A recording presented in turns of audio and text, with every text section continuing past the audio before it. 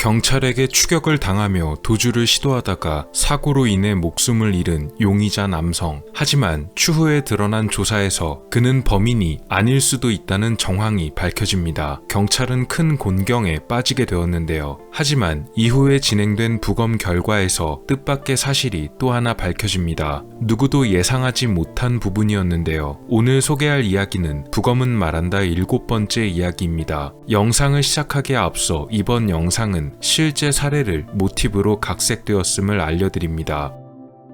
2020년 경기도의 모 지역, 경찰은 어느 건물 근처에서 잠복 수사를 하고 있었습니다. 이곳은 연쇄 성범죄 사건의 용의자 A가 최근 목격됐다는 제보가 들어온 건물이었는데요. 경찰의 눈에 용의자로 보이는 남성이 포착됩니다. 용의자가 안으로 들어가는 것을 확인하고 경찰은 그의 뒤를 쫓아 올라갔습니다. 용의자의 거주지로 예상되는 곳에 문을 두드렸지만 안에서는 아무런 기척이 없었습니다. 얼마 후 누구시냐는 A의 질문에 경찰은 관리인이라고 둘러댔지만 이미 전과가 있던 그는 경찰들임을 알아채고 문을 열지 않았습니다. 결국 강제로 문을 열고 진입을 하게 되었는데요. 그런데 경찰이 집 안으로 들어가 보니 그가 감쪽같이 사라져 있는 것이었습니다. 경찰은 창문이 열려 있는 것을 보게 됩니다. 용의자 A가 그곳을 통해 바깥으로 도주한 것이었습니다. 밖을 확인해 보니 그는 가스관을 붙잡고 건물의 옥상으로 기어 올라가고 있었습니다. 경찰 역시 옥상으로 쫓아갔는데요. 막 옥상으로 통하는 문을 연 경찰의 눈에 들어온 것은 옥상의 끄트머리 난간에 서 있는 용의자였습니다. 아마도 그는 난간에서 몸을 던져 다른 건물로 건너가려는 모양새였는데요. 경찰이 가만히 있으라고 제지했지만 A는 결국 다른 건물을 향해 뛰어내렸습니다. 하지만 불행하게도 A의 계획은 성공하지 못했는데요. 도약거리가 너무나 짧았던 탓인지 그는 다른 건물에 착지하지 못하고 그대로 건물 아래로 추락하고 말았습니다. 경찰은 119를 불러 추락한 A를 병원에 옮겼지만 그는 혼수 상태에서 회복하지 못했고 결국 의식을 잃은 채로 사망하게 됩니다. 숨진 A가 사건의 유력한 용의자라는 것은 피해자들의 진술을 바탕으로 종합한 것이었습니다. 이들의 진술대로 범인의 인상착의를 그려낸 몽타주와 용의자 A의 실제 사진을 보고 피해자들은 자신들에게 범죄를 저지른 사람의 외모와 무척 흡사하다고 증언했으며 실제로 혼수 상태로 병원에 입원해 있던 그의 모습이 촬영된 영상과 사진을 보고 이 사람이 확실하다고 말하기도 했습니다. 그리고 부검 결과 피해자들의 증언 중 범인의 신체적인 특징으로 지목됐던 것들도 여러 가지 관찰할 수가 있었습니다. 결국 피해자들의 증언과 상당수가 일치했기에 용의자 A의 사망으로 사건은 종결이 되는 듯 했습니다. 그런데 여기서 생각지 못한 문제가 하나 생겼는데요.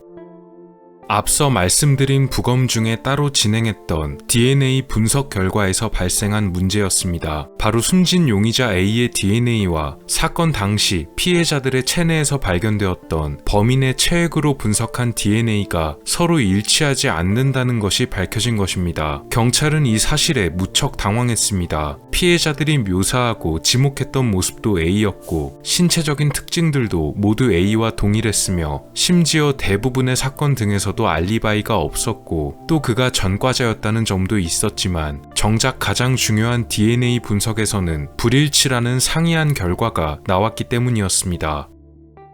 이대로면 경찰에서는 이 사건에 대해 확실한 물증 없이 억울한 사람을 가해자로 몰아서 결국 숨지게 만들었다는 비판을 받을 수도 있었는데요. 하지만 여러 가지 정황 증거와 증언들은 분명 숨진 용의자 A를 범인으로 지목하고 있었기에 무척이나 당황스러운 결과가 아닐 수 없었습니다. 그런데 여기서 또 다른 의견이 제시됐습니다. 그것은 비록 피해자들의 체내에서 추출된 DNA와 A의 DNA가 서로 불일치하기는 하지만 이것이 A의 가족관계에 있는 사람의 DNA, 더 정확히 말하자면 A와 형제관계에 있는 사람의 유전자의 가능성이 존재한다는 사실도 밝혀지게 되었습니다. 그렇다면 혹시 A의 형제가 범인이었던 것일까요?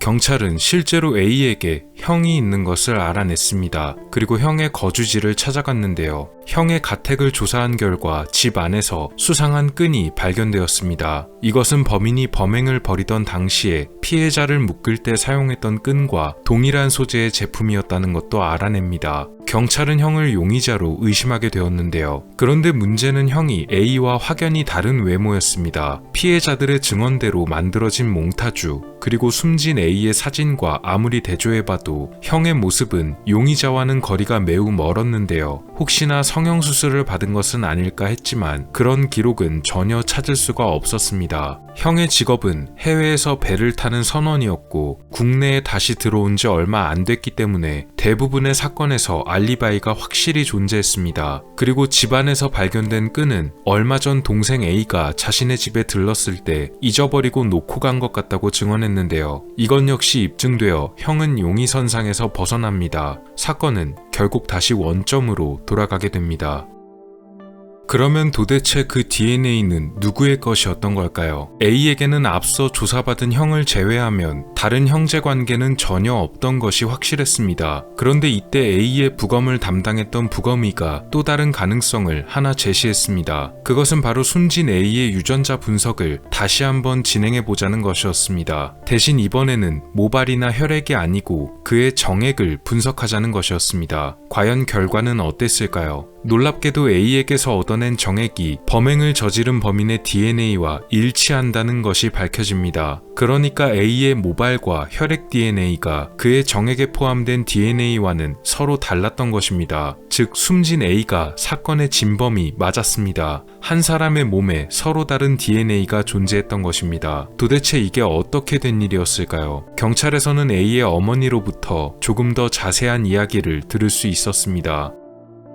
그것은 바로 A가 원래는 쌍둥이였다는 것입니다. 단 어머니의 뱃속에 있었을 때까지만 그랬는데요. 언제였는지 모르지만 뱃속의 쌍둥이 중 하나가 자연적으로 사라졌다는 이야기를 들었고 결국 나중에는 A만 태어났다는 것이었습니다. 혹시 이것이 연관이 있지 않았을까요? 실제로 관련이 있었습니다. 이것은 매우 드문 현상이지만 의학계에서는 베니싱 트윈이라 불리는 현상으로 한국어로는 쌍둥이 소실 현상으로도 지칭합니다. 보통 임신 초기인 15주 이내에 벌어지는 현상이며 넓게는 자연유산으로 보기도 하는데요. 어머니의 체내에 있던 쌍둥이들 중 한쪽이 몸 안에서 자연스럽게 유산이 되면서 소실되고 이때 사라지는 한쪽 태아의 유체가 다른 쪽 태아의 몸 일부로 흡수가 되는 현상입니다. 즉 한쪽 태아가 다른 쪽 태아와 합쳐지게 되며 이란성 쌍둥이였을 경우에 이런 현상이 벌어지면 한 몸에 서로 다른 두 개의 유전자 형질을 가지는 숨진 A와 같은 사례가 발생한다는 것입니다. 이 경우에는 A의 고환 쪽으로 다른 태아가 흡수되어 우연히도 A의 체액만 다른 유전자를 가진 것으로 보입니다.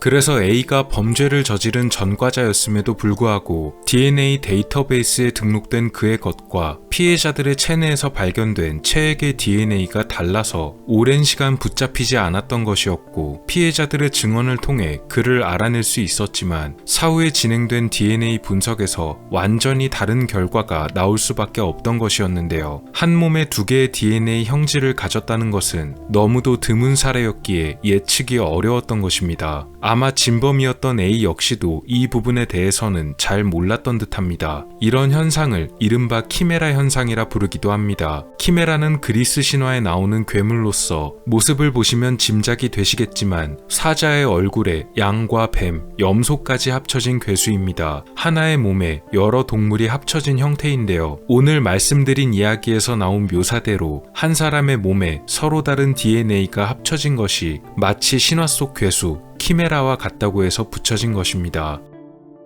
오늘 이야기는 영상 소개에서 말씀드렸듯이 실제 사례에서 모티브를 얻어 각색한 이야기인데요. 2015년 미국의 어느 한 부부가 시험관 인공수정을 통해서 아이를 얻었지만 아이의 유전자가 남편과는 일치하지 않고 오히려 남편의 형제 쪽에 가깝다는 사례가 있었습니다. 하지만 남편에게는 형제가 아무도 없었는데요. 나중에 알고 보니 이 남편 역시도 아직 태아였던 시절 베니싱 트윈 현상을 겪어 태어났고 이란 이란성 쌍둥이 한쪽의 태아가 모체 안에서 소실되면서 해당 남성의 몸에 흡수가 되었습니다. 우연히도 고안 쪽으로 흡수가 되었기 때문에 이런 일이 벌어지게 되었다고 전해집니다. 실제로는 남편의 정액 가운데 90%가 자신의 것이었고 10%가 또 다른 DNA였던 것으로 조사되었는데요. 오늘 각색한 이야기에서는 원활한 진행을 위해서 용의자 A의 DNA가 서로 완전히 달랐다는 방향으로 부득이하게 변경을 하게 되었음을 말씀드립니다. 부검은 말한다 7번째 이야기였습니다. 오늘 미스터리 어떠셨나요? 영상을 재밌게 보셨다면 채널에 방문하셔서 더 많은 영상을 시청해보세요. 미스터리 큐브였습니다. 감사합니다.